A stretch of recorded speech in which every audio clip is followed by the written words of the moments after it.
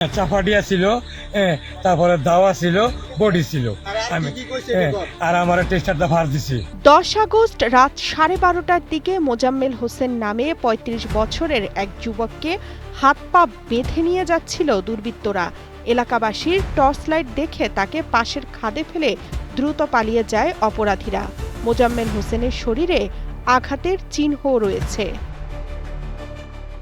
Tongi Bhairab rail সড়কের Tumulia mission railway bridge সংলগ্ন এলাকায় পাওয়া যায় তাকে।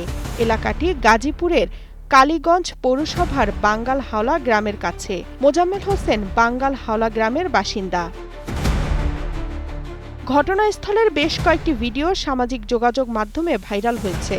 ভিডিওতে বলতে শোনা যায়, ঘরে মোজাম্মেল হোসেনের সৎমা রয়েছে, যিনি তাকে খুব নির্যাতন করেন। দুর্বৃত্তরা 4-5 জন ছিল।